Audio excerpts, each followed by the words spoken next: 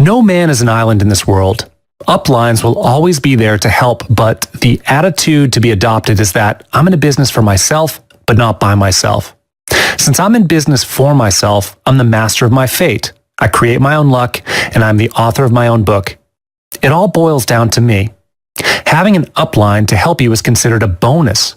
If you were to run a traditional business, would you expect other people to open shop for you and close the shop for you? The same thing goes in MLM. Thus, in this video, I'm going to touch on how to determine the right company to join. So without further ado, let's get into the topic. No one has succeeded in any industry without learning, and MLM is no different.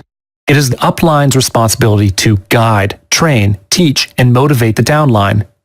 New people in MLM without guidance are like sheep wandering into a wild forest. What are their chances of survival? It's no wonder 95% of network marketers fail to break even. The upline must lead them, empower them, but must never spoon-feed them. Uplines must not be abused. If you give a man a fish, he will feed himself for a day. But if you teach him to fish, he will feed himself for a lifetime. I won't recommend any network marketing company in particular, but I'm here to offer some guidance and a checklist for you to consider before committing yourself to any online network marketing company. The management team is the backbone of your business. They are your suppliers and your collection agents all in one. How can you survive in the network marketing industry if your suppliers are not delivering the goods on time or the company has a cash flow problem? In order to choose the right company with the right management team, you must do your due diligence on these factors. Their track record. Is the network marketing company backed by a solid track record? Is the team here to stay? There are some network company owners who build and burn and build again. You don't want to invest interest in a company that's there today but gone tomorrow. The vision. Does the company have a solid vision, and are they actively working towards that vision? The capacity to expand. Sometimes, when a new startup company is expanding, they might run into cash flow problems when their sales volume increases. They need to build more warehouses, deal with shipments, and pay more commissions and bank loans when more and more orders are taken. Just because the teams are growing and the sales are coming in doesn't mean the company is able to cope. The plan is very important. It shows how much work you need to do to get paid this much. All marketing plans have their own advantages and disadvantages. Different companies offer different margins for their products. The key to remember in margin comparison, if the company pays the distributor too low, you might not survive. If the margin's too exorbitantly high, you might earn a lot, but your retail customers will suffer and the business might not be long-term. There are many types of compensation plans out there. Some of them are so complex that it requires a degree in mathematics to figure out how much money you will get in your next commission check. Some people tend to neglect compensation plans. They feel that this is not important at the initial stages. But if you're not very clear how to place your downlines, you will lose a lot of income, and in some cases, some of your downlines will lose vested interest if you fail to place the right people under them.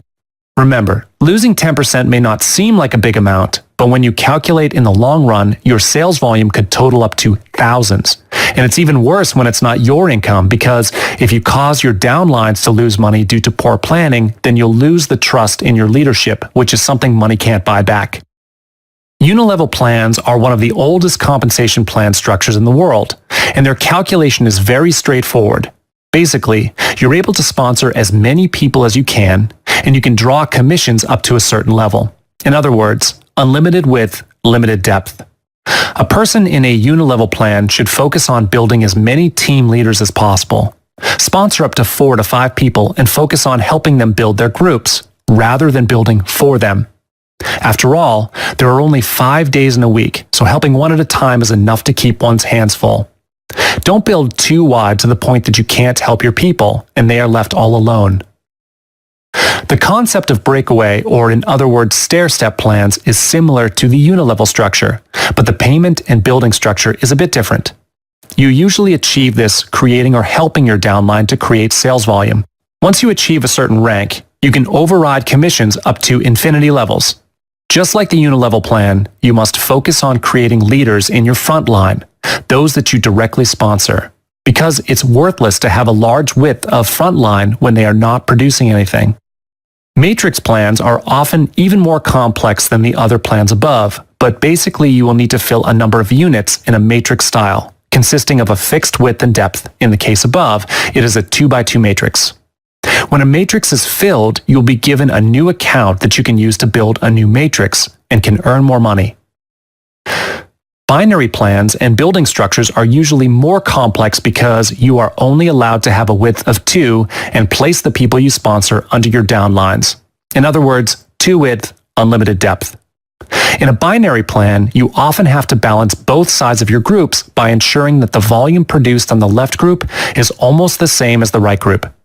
Placements of downline must always work towards balancing, and you have to think not only about yourself, but for your downline as well.